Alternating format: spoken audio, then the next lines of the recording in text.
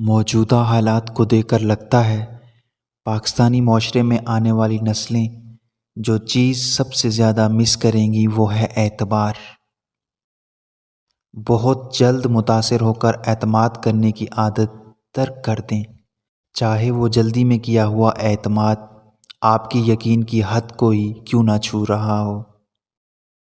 کچھ لوگوں کے لیے مصروف زندگی سے ٹائم نکالنا پڑتا ہے اور کچھ لوگوں کو دل سے نکالنے کے لیے زندگی کو مصروف کرنا پڑتا ہے۔ انسان تو بس یادوں کا پتلا ہے، جیسے تاریخ، دن، وقت سب گزر جاتے ہیں، ایسے ہی ایک دن ہم بھی چلے جائیں گے، بس یادیں چھوڑ جائیں گے۔ کوشش کریں وہ یادیں خوشگوار ہوں، نہ کہ تلخ اور ناگوار۔ انسان کو زندگی میں ہر اس موقع سے فائدہ اٹھانا چاہیے جو اسے میسر ہو، اور اس سے کسی کی حق تلفی یا عزت نفس مجروح نہ ہوتی ہو۔ دوسروں کی مجبوریوں سے تو صرف شیطان صفت ہی فائدہ اٹھاتی ہیں۔ بعض پریشانیاں حالات سے نہیں، آپ کے اپنے خیالات سے پیدا ہوتی ہیں، اس لیے اپنے ذہن کو اللہ تعالیٰ کی یاد میں لگا کر رکھا کریں۔ اگر انسانوں پہ گزرنے والی کیفیت ان کے دل کی بجائے ماتھے پہ لکھی ہوتی تو تم جن سے حسد، نفرت اور اگنور کرتے ہو نا، ان پر تمہیں رحم آتا۔ دو رشتے انسان کے دل پر آفاقی اثرات مرتب کرتے ہیں، ایک والدین اور دوسرا استاد۔ دونوں ہی شخصیت کے بننے یا بگڑنے میں کلیدی کردار ادا کرتے ہیں۔ جیسی محبت آپ اپنے ماں باپ سے کریں گے، ویسی ہی محبت آپ کی اولاد آپ سے کرے گی۔ کسی ناقدر شخص سے محبت کرنا ایسا ہے کہ آپ سونے کے پیالے میں اسے آب حیات پیش کریں اور وہ اسے ہونٹوں سے لگانے کی بجائے اسے اپنے پاؤں دھو لے۔ شائستہ گفتگو عطر کی مانند خوشبو بکھیرتی ہے اور دلوں کی راحت پاکیزہ کلام سے ہی ملا کرتی ہے۔ لوگوں کے درمیان ہنستے مسکراتے رہا کرو، کیونکہ جو دوسروں کو خوشی دیتا ہے اس کے دکھ دور ہو جاتے ہیں۔ کوشش کرو کہ تمہارے منہ سے خوشیوں کے بول نکلیں، کیونکہ محبت کے دروازے اچھی گفتگو سے ہی کھلتے ہیں۔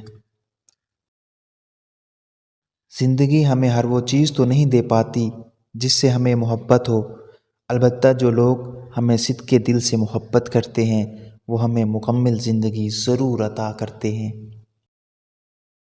بعض پریشانیاں حالات سے نہیں، آپ کے اپنے خیالات سے پیدا ہوتی ہیں، اس لیے اپنے ذہن کو اللہ تعالیٰ کی یاد میں لگا کر رکھا کریں۔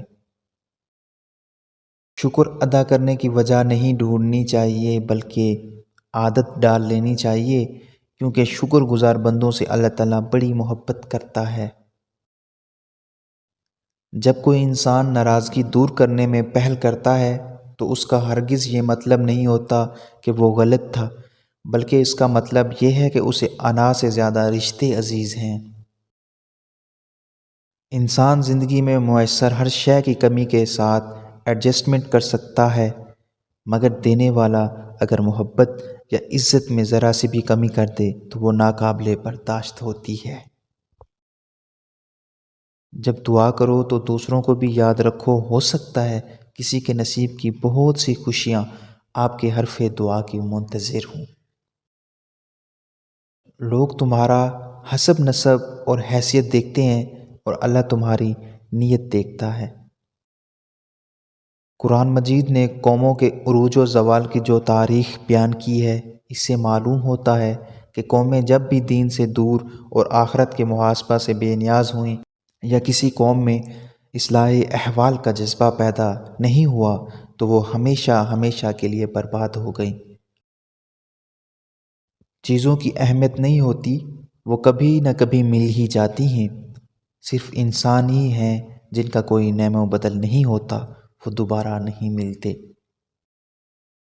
نفس سے لڑنا آسان نہیں، لیکن اس سے لڑنا ہی پڑتا ہے۔ عمدہ خواہش کے لیے عمدہ بن کر خود کو خالص رب حقیقی کے لیے کرنا ہی پڑتا ہے، ورنہ ہر وہ چیز آپ کے فتنہ بن جائے گی جو آپ کو محبوب ہو۔ رب کی بات کے ساتھ کسی دوسرے محبوب انسان کو بھی رب سے بڑھ کر اہمیت نہ دیں۔ سچے اور دل کے رشتے درختوں کی طرح ہوتے ہیں جو اپنی نشو و نما میں فقط توجہ اور دیکھ بھال کے علاوہ کسی چیز کی طلبگار نہیں ہوتے۔ انسان کی فطرت پر لہجے کا بہت اثر ہوتا ہے۔ اگر اچھی بات بھی اگر سخت لہجے میں کہی جائے تو بری لگ جاتی ہے، اور کبھی کبھی بری بات بھی نرم لہجے میں کہی جائے تو بری نہیں لگتی۔ جو چیزیں ہمیں سب سے زیادہ عزیز ہوتی ہیں وہی سب سے زیادہ تکلیف دیتی ہیں۔ کچھ تکلیفیں ہمارا امتحان لینے نہیں بلکہ اپنے ساتھ جڑے لوگوں کی پہچان کروانے آتی ہیں۔ روپیہ کبھی اخلاقیات نہیں سکھاتا، یہ صرف بھاگنا سکھاتا ہے۔ صرف اپنے پیچھے اور اس دوڑ میں شامل ہونے کے بعد انسان سارے اصول اور ضابطے ایک طرف رکھ دیتا ہے۔ ہر آنے والا لمحہ اعلان عام کرتا ہوا آتا ہے کہ جو بھی بھلائی کرنے کی وقت اور حیثیت رکھتا ہے بھلائی کر لے، میں دوبارہ لوٹ کر نہیں آؤں گا۔ اپنا راز کسی عزیز پر افشا نہ کرو، کیونکہ ہر عزیز کا کوئی نہ کوئی عزیز ہوتا ہے۔ بخاری و مسلم شریف کی حدیث ہے کہ جو شخص یہ چاہتا ہے کہ میری عمر دراز ہو اور میرے رزق میں اضافہ ہو، یہی دو دعائیں ہیں جس میں انسان بہت کچھ سٹرگل کرتا ہے کہ میری صحت اچھی ہو، میرے رزق میں فراخی ہو۔ تو نبی کریم صلی اللہ علیہ وسلم نے فرمایا، یہ بخاری و مسلم شریف کی حدیث ہے، آپ صلی اللہ علیہ وسلم فرماتے ہیں جو شخص یہ چاہتا ہے کہ میری عمر دراز ہو اور میرے رزق میں اضافہ ہو تو اسے چاہیے کہ اپنے رشتہ داروں کے ساتھ حسن سلوک کرے۔